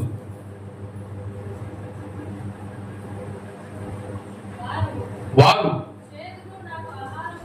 చేతులు నాకు ఆహారముగా పెట్టి నాకు దప్పి అయినప్పుడు ఆమె దగ్గర ఏమంటాడు? చిరకతో త్రాగనిచ్చాడు, నాకు చేతులు నాకు అందించాడు. ఇక్కడ యేసు ప్రభు కూడా అదే మాట. ఆ మాట యేసు ప్రభు శిలువలో పలుకుతాడని ముందే తెలిసి దావీదు అంటాడు, నాకు చేతితో కలిపిన ఆహారాన్ని నా నోటికి అందించాడు, నేను తప్పికొన్నప్పుడు చిరకతో ఆ చేతి నీళ్లు నా నోటికి అందించాడు అని చెప్తాడు దావీదు.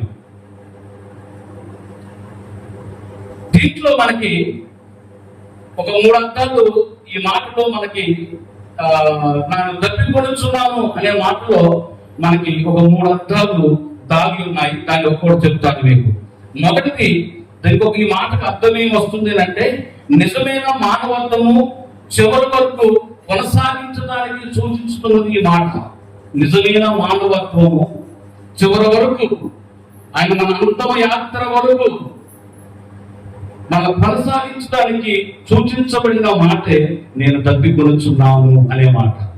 రెండవది, జీవజలాన్ని ఇచ్చే ఆయన దాహముతో ఉన్నాడు. జీవజలాన్ని మనకి ఇవ్వడానికి ఆయన దాహముతో ఉన్నాడని చెప్పడానికి ఈ మాట మనకి నేర్పిస్తా ఉంది. ఇక్కడ మనకు జీవజలం గురించి మనం నేర్చుకుంటే ఉదాహరణకు సమరయ స్త్రీ గురించి మనం నేర్చుకుంటాం. సమరయ స్త్రీ గురించి ఆ సంభాషణ మనకి ఇక్కడ కనపడతా ఉంటుంది. ఏమైనా రోజు బావి దగ్గరికి వెళ్తుంది, నీళ్లు తీసుకోవడానికి వెళ్తుంది. ఆ సమయాన్ని సందర్భాన్ని చూసి యేసు ప్రభువు వారు మిట్ట మధ్యాహ్నం పట్టపొగలు ఆమె సమరయ స్త్రీ ఒక్కతే బావి దగ్గరికి వస్తుంటే సమరయ స్త్రీని కలుసుకొని ఆమెకి ఒక సత్యమైన సువార్తను ప్రకటించడానికి యేసు ప్రభువు వారు కూడా ఎండవేళలో ఈ 12 మంది శిష్యుల్ని ఒక గ్రామానికి పంపించేసి నాకు ఎక్కువ ఆహారం తీసుకోవాలని నేను ఇక్కడ కూర్చుంటానని చెప్పేసి వాళ్ళ పంపించేసి ఎందుకు పంపించాడు అంటే సమరయ స్త్రీ రోజు ఆ బావి దగ్గరకు వస్తుంది కనుక ఆమె ఈ రోజు ఎట్లాగైనా పట్టుకోవాలి, ఈ రోజు ఆమె దాహముని తీర్చాలనుకున్నాడు. దేవుని స్తోత్రం, హల్లెలూయా. ఈ దాహం గురించి మాట్లాడుతున్న మాట అదే, ఒక సత్యమైన అర్థం అదే. సరే, మొత్తానికి అయితే ఆమె బావి దగ్గరికి కుండ పట్టుకోవాల్సింది, కడవ పట్టుకొని వచ్చింది. వచ్చినప్పుడు ఇద్దరి మధ్య సంభాషణ జరుగుతుంది. అని అంటాడు, నాకు దాహం అవుతుంది, నాకు నీళ్ళు అంటాడు. ఆయన ఆమంటది, మీరు వీళ్ళలో మేము సమరయులను, మీకు మాకు సాంగత్యం అసలు లేదు కదా, నేనిచ్చే నీళ్ళు ఎలా తాగుతావు నీవు అని ప్రశ్న వేస్తుందేమో. ఏదేమో నాకు దాహం అవుతుంది, నీళ్ళేమంటాడేనా? ఎదుకున్న దాహం ఏంటి? ఆమె చేతిచ్చే నీళ్లు కాదనే దాహం, ఆమె రక్షించబడాలనే దాహం, ఆమె ఆత్మ సంబంధమైన దాహం చేసే దాహం కలిగి ఉన్నాడైనా. భౌతిక సంబంధమైన దాహం కాదు ఇది, ఆత్మ సంబంధమైన దాహం. అంటే ఒక సమరయ స్త్రీ, ఒక వ్యక్తి రక్షించబడాలి, ఒక వ్యక్తి నరకము నుండి తప్పించబడాలి, ఒక వ్యక్తి నరకాగ్నికి పోకుండా కాపాడబడాలి. ఏదో ఉద్దేశం అనే దానికోసమే యేసు ప్రభువు ఈ భూమి మీదకి వచ్చాడు. అందుకని నాకు దాహం అవుతుంది అన్నాడు. నాకు దాహం, నాకు ఈ మధ్య ఏమేమి ఉండకుంటుంది, భౌతిక సంబంధమైన దాహం అనుకొని ఏమేమంటో తెలుసా? అయ్యా, మీరు యూదులు కదా, మేము సమరయులము, మీకు మాకు సాంగత్యం ఎక్కడది? ఆమె హల్లెలూయా. మీరేమో యూదులాయే, మేమేమో సమరయులాయే. ఆమె హల్లెలూయా. మీకు మాకు ఏనాడైనా సాంగత్యమే లేకపోయే. నేనిచ్చు నీళ్ళు మీరు ఎలా పుచ్చుకుంటారయ్యా? చేప మీకు ఏమి లేదు, నీళ్లు నాకెట్లిస్తారయ్యా? యాకోబు బావి కాడ యేసయ్యను చూశానమ్మా. ఊళ్ళోకి వెళ్ళిపోయి సువార్త చేస్తుందంట. మీరేమో యూదులు, మీరేమో సమరీయులమయ్యా, మీకు మాకు ఏనాడు సాంగత్యం లేదు కదా, నేనిచ్చే నీళ్ళు ఎలా తాగుతారు మీరు అని అంటే నేనంటాడు కదా, నువ్వు ఇచ్చే నీళ్ళు తాగితే మరలా తప్పిపోతారు, కానీ నేనిచ్చే నీళ్ళు నువ్వు తాగితే అది జీవజలం. దేవునికి స్తోత్రం కలుగును గాక. అది జీవజలం. నేనిచ్చే నీళ్లు తాగితే జీవజలం అంటే ఏమంటది? మీకు శాతానికి ఏమి లేదు కదా, తాడు లేదు, కడవ లేదు, నువ్వు నీళ్లు నాకు ఇస్తానంటున్నావు కదా, మరి నీ దగ్గర నీళ్ళు ఇవ్వడానికి నీ దగ్గర కడవ లేదు, శాతానికి తాడు లేదు, ఆ నీళ్లు నాకు ఎట్లా ఇస్తావు నీవు అని అడుగుతాను. ప్రశ్న చేస్తాను. సరే మంచిది, నువ్వు ఇస్తావంటున్నావు కదా, అయితే నేను అంత దూరం నుండి సమరయ పట్టణం నుండి ఇక్కడ దాకా రాకుండా ఉండడానికి, అక్కడి నుంచి రాకుండా ఉండడానికి నా నీళ్లు నాకు ఇయ్యి అని అన్నదేమో. ఆయన ఏమంటాడంటే, సరమ్మా నీళ్లు నీకు ఇస్తా గాని ముందు నీ పెనుడు తీసుకొని రాపా. దేవునికి స్తోత్రం, హల్లెలూయా. అయినా నీళ్లు నాకు ఇమ్మని నేను అడిగానమ్మా, నీళ్లు నీకు ఇస్తా గాని నీ భర్తలో రమ్మన్నాడే. హల్లెలూయా. నీళ్లు నీకు ఇస్తా కానీ భర్తను రమ్మంటున్నాడు, నీ భర్త తీసుకురమ్మంటున్నాడు. ఆమె ఉంటుంది, అయ్యా నేను దాన్ని నాకెవరు లేరన్నాడే, లోపమేమి ఎరగనట్టు లోగుట్టు దాశానమ్మా. ఏమి లోపం ఎరగనట్టుగా లోగుట్టు దాచి పెట్టిందంట. నీకు నీళ్లు నేను జీవజలం నీకు ఇవ్వాలంటే నీ భర్తను తీసుకొని రాబో అని అంటే, అయ్యా నేను ఒంటరి దాన్ని, నాకు పెళ్లి కాదు, పెళ్లిగా నా భర్తను తీసుకొస్తుంది. ఆమె హల్లెలూయా. నీకు భర్త లేడన్నావే, 8 అన్నాడే, ఇప్పుడున్న వాడు కూడా నీకు భర్త కాదన్నాడే. ఎవరంగా నా గుట్టంతా ఇప్పి నాకు చెప్పాడమ్మా, ఆనాటి నుండి నేను ఆయన సాక్షిగా మారానమ్మా. ఊళ్ళో పోయి చెప్తుందంట, భర్త లేడు అందితే నీకు 5 భర్తలు ఉన్నారు బిడ్డ, ఇప్పుడున్న వాడు కూడా నీకు భర్త కాదు. నేను అర్థం తెలుసా? ఏమేమనుకుంటుందంటే ఆత్మ సంబంధమైన భర్తలు అనుకొని, అయ్యా నేను ఒంటరిదాన్ని, అయ్యా నాకు పెళ్లి కాలేదంటే, నీకు 5 ఉన్నారు భర్తలు, ఇప్పుడున్నవాడు కూడా నీ వాళ్ళు. ఇప్పుడున్నవాడు ఎవరు? మెస్సయ్య వస్తాడు అని ఎదురు చూస్తుందటేమా. ఎవరి కోసం అంట? మెస్సయ్య కోసం ఎదురు చూస్తుందట. ఆల్రెడీ 5 భక్తులు ఉన్నారు. భక్తులు అంటే ఏం చెప్పు? పోలిస్తున్న 5 దేశాలలో ఉన్న విగ్రహారాధన చేస్తుంది. 5 దేశాల్లో ఉన్న 5 రకాలైన విగ్రహాలు తీసుకొచ్చుకొని ఇంట్లో పెట్టుకొని, ప్రస్తుతం మెస్సయ్య వచ్చేదాకా ఊరక ఎందుకు ఉండాలి, ఆ మెస్సయ్య వచ్చేదాకా ఊరక ఎందుకు ఉండాలని చెప్పేసి ఈ 5 రకాల దేవతలు తీసుకొచ్చుకొని ఇంట్లో పెట్టుకొని, ఎవరు ముట్టుకొని సందర్భంలో నీళ్లు తీసుకొని పోయి, మెట్ట మధ్యాహ్నంలో నీళ్లు తీసుకొని పోయి ఆ నీళ్లు ఆ బొమ్మలు కడిగి రోజు వాటికి ఆరాధన చేస్తుందంట. విగ్రహ ఆరాధన దేనికి పోల్చింది పరిశుద్ధాత్మ దేవుడు అంటే, ఇర్మియా గ్రంథంలో 3వ అధ్యాయంలో 9వ వచనంలో ఉంటది, ప్రతి రాతితోనూ మొద్దుతోనూ ఆమె వ్యభిచరించెను అని ఉంటది. రాతితోనూ మొద్దుతోనూ వ్యభిచరించెను అని ఉంటది ఇర్మియా గ్రంథం 3వ అధ్యాయం 9వ వచనంలో. దీని అర్థం ఏంటంటే ఆరాధన చేయడమే వ్యభిచారం చేయడం. అందుకని అన్నారు, నీకు 5 భక్తులు ఉన్నారు, ఇప్పుడున్నవాడు కూడా నీ వాడు కాదు అని. 5 ఆగడానికి ఉన్నారు అంటే 5 దేశాల్లో దేవతలను ఆరాధన చేస్తున్నావు. ఇప్పుడు మెస్సయ్య కోసం ఎదురు చూస్తున్నావు. నీవు మెస్సయ్య వస్తాడని ఎదురు చూస్తున్నది. అప్పుడు దాకా ఊరక ఎందుకుండాలని బొమ్మను ఆరాధన చేస్తుందంట. ఇప్పుడు అదే ఆ మాట చెప్పేసరికి ఇప్పుడున్నవాడు నీ వాడు అంటే, అప్పుడు ఆ మనోనేత్రములు తెరవబడి లోగుట్టు దాచిపెట్టారు. ఎవరంగా? నా గుట్టంతా ఇప్పి చెప్పాడు. ఆనాటి నుండి నేను ఆయన సాక్షిగా మారాను, రాండి ఈ మెస్సయ్యను చూద్దురాని ఆందోళన తీసుకొని వస్తున్నట్టు. దేవుడికి స్తోత్రం కలుగును గాక. కుండ అక్కడ పడేసింది, కుండని విడిచిపెట్టింది, కుండను పగలగొట్టింది, సమరయ పట్టణానికి వెళ్ళింది. ఆ ప్రజలందరూ తీసుకొని, నేను చేసినవన్నీ నాతో చెప్పినవని చూశానమ్మా. నేను చేసినవన్నీ నాతో చెప్పాడు ఆయన. ఇతడే యేసయ్యా, ఇతడే మెస్సయ్య అని అందరికీ సువార్త చేస్తుందంట. దేవునికి స్తోత్రం కలుగును గాక. నేను చేసినవన్నీ నాతో చెప్పిన వాడిని ఎవరైనా నాకు చెప్పాడు. నేను ఏం చేశానో, నేను ఎలా బతుకుతున్నానో, నేను ఏ పనులు చేశానో, ఏ పాప పనులు బతుకుతున్నానో, ఏ పాడుపడిన జీవితం జీవిస్తున్నానో, ఏ సీక్రెట్ బతుకుతున్నానో అవన్నీ నాకు చెప్పిన వాడిని నేను చూశాను. ఈయన మెస్సయ్య కాదు, రండి అని పిలుచుకొచ్చింది సమరయపట్నానికి వెళ్ళి. ఈ లోపల 12 మంది శిశువులు వచ్చే లోపల అందరూ తీసుకొచ్చింది. యేసు ప్రభు ముందు కూర్చోబెట్టింది.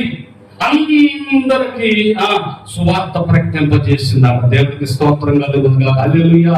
దాహము నాకు అవుతుంది. ఆత్మ సంబంధమైన దాహం ఏంటో తెలుసా? ఒక వ్యక్తి రక్షించబడాలి. ఒక వ్యక్తి నరకానికి పోతే ఆ వ్యక్తిని పరలోక రాజ్యానికి తీసుకురావడానికి ఒక దాహం కలిగి ఉండాలి. సమరయ పట్టణానికి వెళ్ళింది, ఆమె దాహం తీర్చుకుంది. సమరయ స్త్రీని మార్చి యేసు ప్రభు దాహం తీర్చుకున్నాడు. అందుకని ఆయన అంటాడు, నాకు దాహం అవుతుంది, దప్పికొనొచ్చు. చివరి స్టేజ్లో కూడా నాకు దప్పికొనుచున్నాను అన్నాడంటే ఆ తొందరని రక్షించడానికి. ఆయన ఆ దప్పికొనకపోతే ఆత్మ దాహము ప్రతి ఒక్కరికి ఉండాలని నేర్పిస్తుంది ఈ మాట. దేవునికి మహిమ కలుగునుగాక. ఇదేంటంటే మూడో అర్థం ఏంటంటే ఆత్మల దాహం.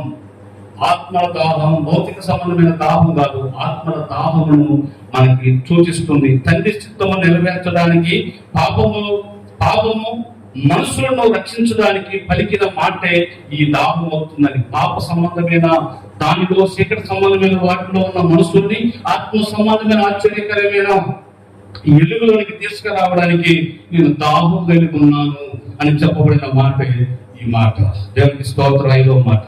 ఆరో మాట మనకి నేర్పిస్తా ఉంది. విజయాన్ని సాధించిండు ఈ మాటలో. విజయమునిచ్చిన మాట ఈ మాట. విజయమునిచ్చిన మాట. యోహాను సువార్త 19వ అధ్యాయం 30వ వచనం. యోహాను సువార్త 19వ అధ్యాయం 30వ వచనం.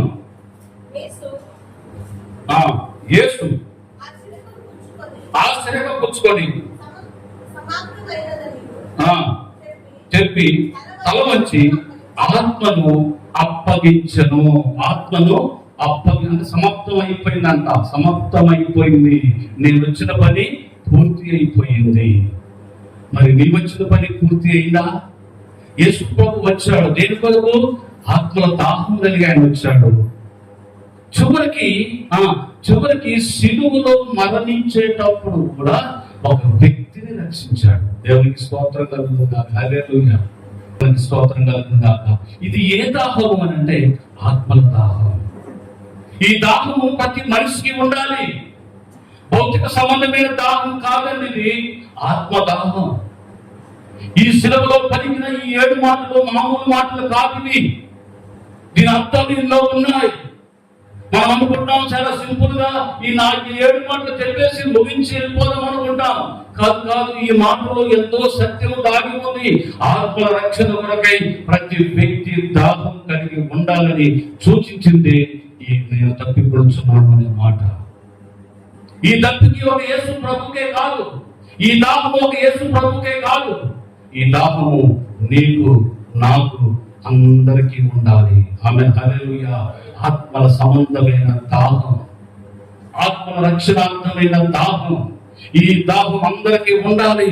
అందుకని సమరస్త్రీని ఆమె దాహము తీర్చుకున్నాడు. సమరస్త్రీకి వాక్యం చెప్పాడు, ఆయన దాహం తీర్చుకున్నాడు. అందుకని ఈయన శరీరములో దాహం నీరైపోయింది, ఈయన శరీరములో రక్తమైపోయింది. చివరికి సమాప్తం అయిపోయిందని ఆయన చేతులకు తన ఆత్మను అప్పగించాడు. దేవునికి స్తోత్రం. హల్లెలూయా.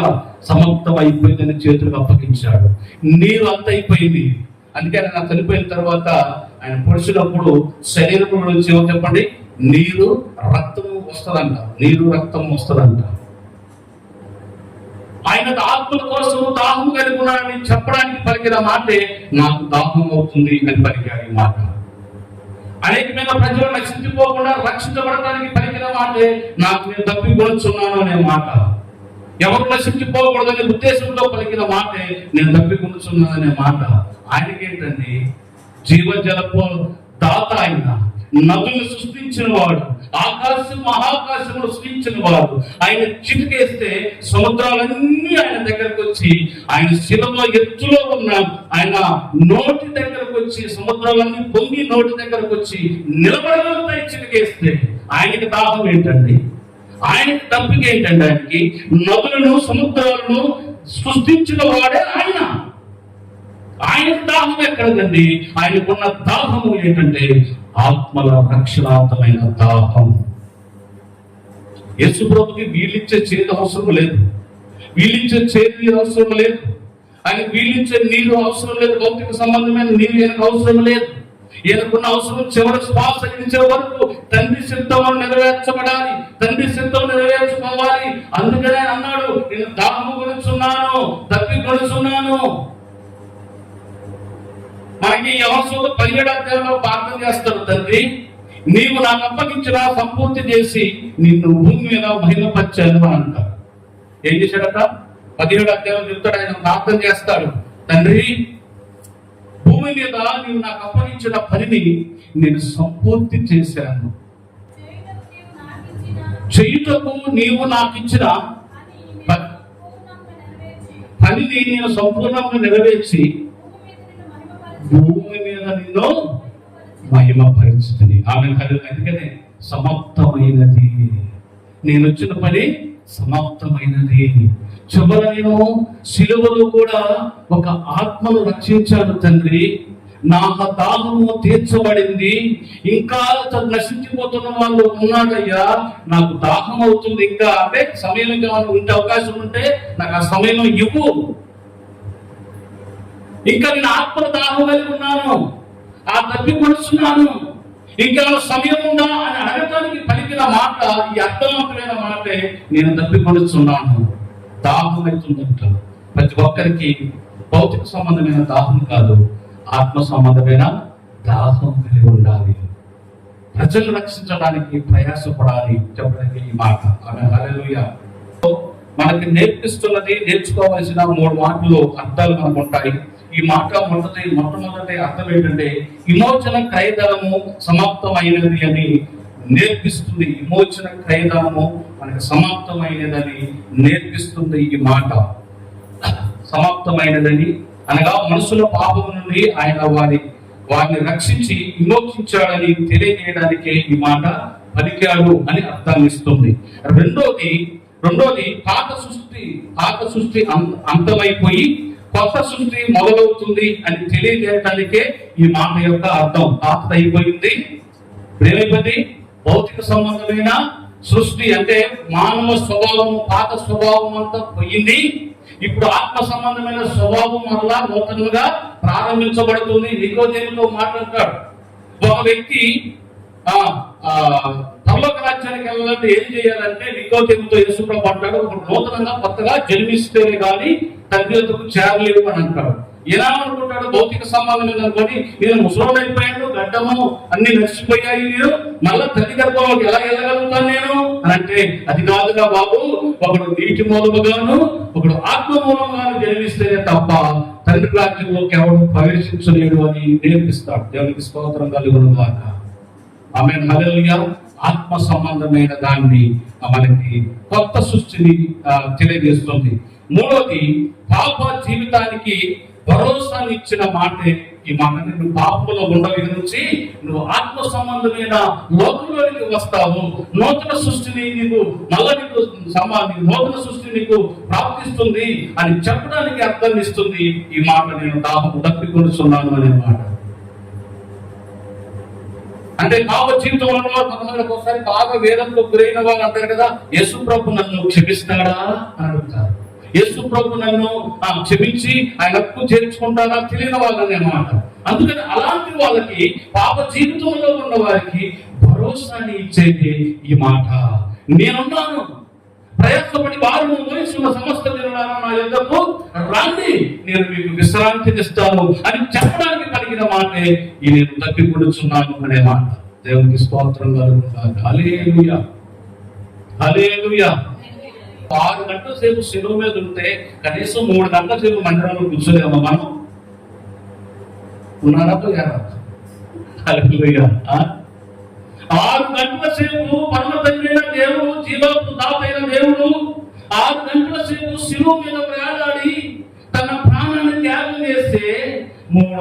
స్థిరంగా కూర్చోలేరా? పేతురయ్యా, ఒక గడియనా మెలుకుగా ఉండలేవా? మీరు సోదరులు ప్రవేశించకున్నట్లు మెలుకుగా ఉండి ప్రార్థన చేయమని పేతురయ్యతో చెబితే ఆయన ఒడిగాన్ని అంతే కొరగదీస్తున్నాడు. గెచ్చమనే తోటలో కొరగదీస్తున్నాడు. ఒక గడియనా మెలుకుగా ఉండలేదా బిడ్డ? హల్లెలూయా.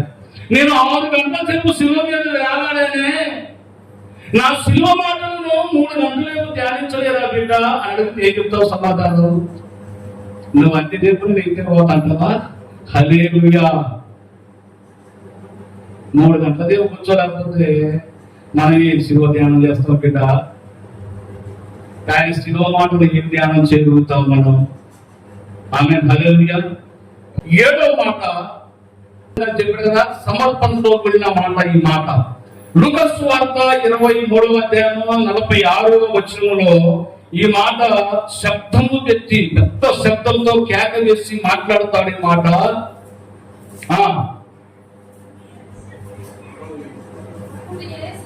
అప్పుడు యేసు గొప్ప శబ్దముతో కేక వేసి, తండ్రి, నీ చేతికి నా ఆత్మను అప్పగించుచున్నాను.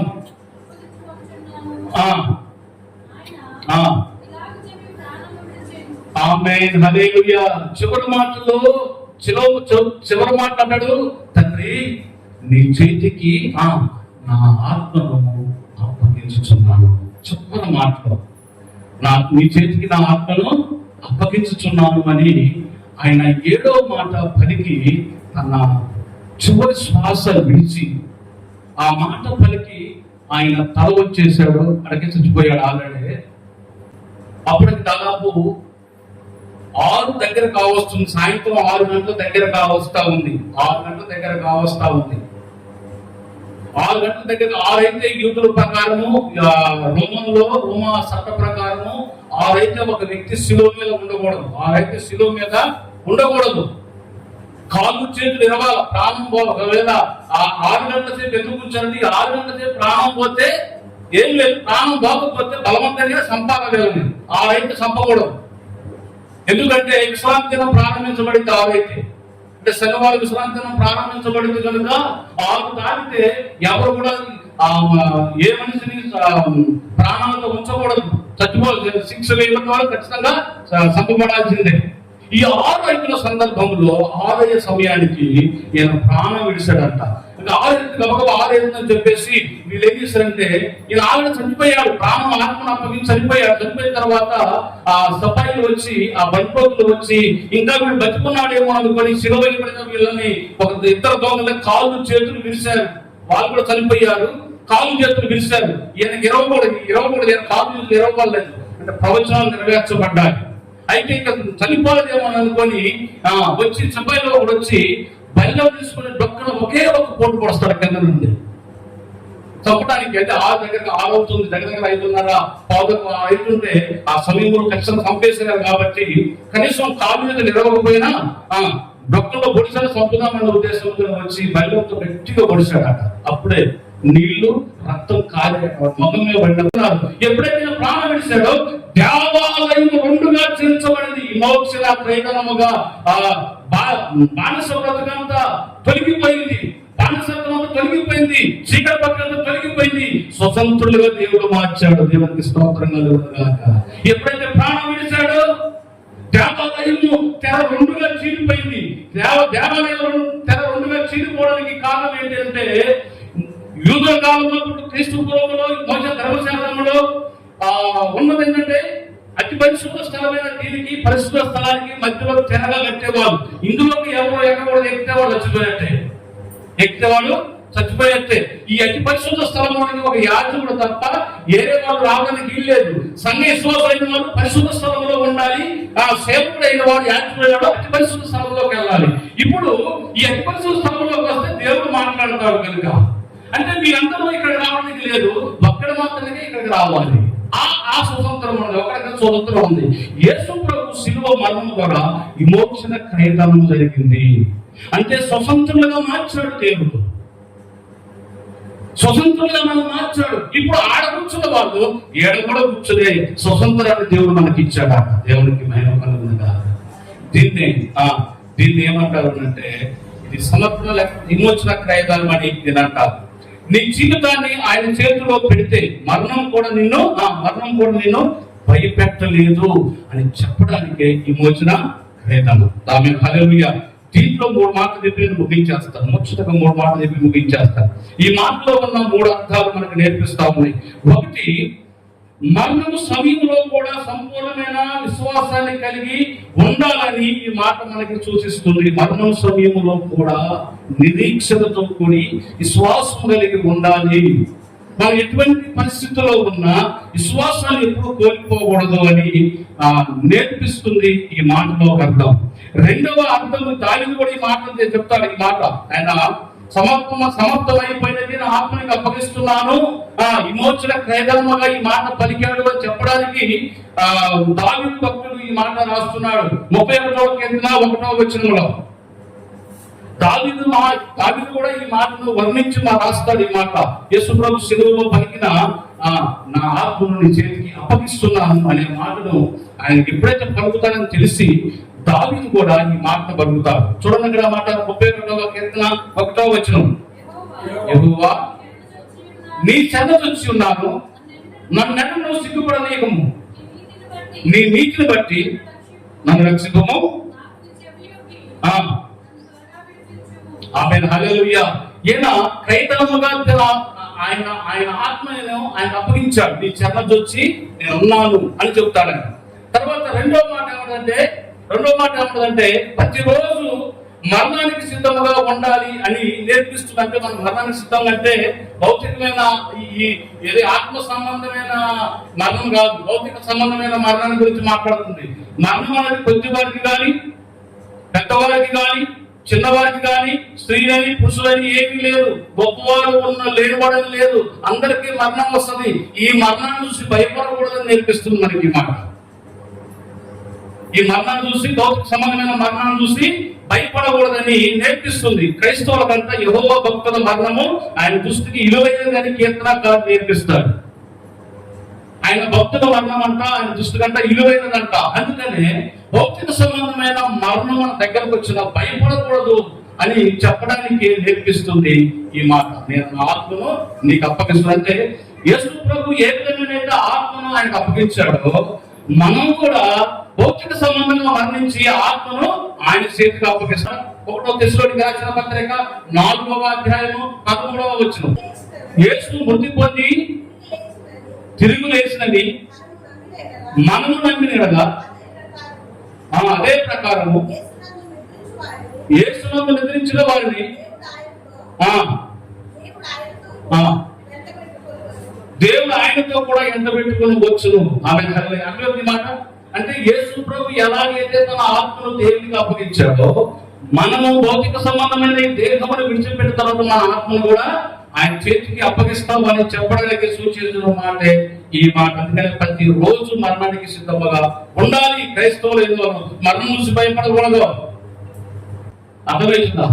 కాబట్టి ఆత్మను అంటే మనం చనిపోతాము, భౌతికంగా చనిపోయిన ఆత్మలో మనం బ్రతికించబడతాము. అందుకని మన ఆత్మ ఆయనకి అప్పగిస్తాము కనుక మరణానికి సిద్ధమవుతున్నప్పుడు మనం భయపడకూడదని నేర్పిస్తా ఉంది. కాబట్టి ఈ మరణము నుండి పునరుద్ధానం వరకు మనకి జయించడానికి చూపించే మాట అంటే జయశీలుడుగా ఆయన మారాడు అని చెప్పడానికి జయాన్ని ఇచ్చే మాట. ఇది సమర్పణ గురించి సమర్పించుకోవడం అంటే మన మరణాన్ని కూడా సమర్పించుకోవాలి. దేనిని మనం సమర్పణ కలిగిన వారిగా ఉండడానికి చూపిస్తా ఉంది ఈ 7వ మాట.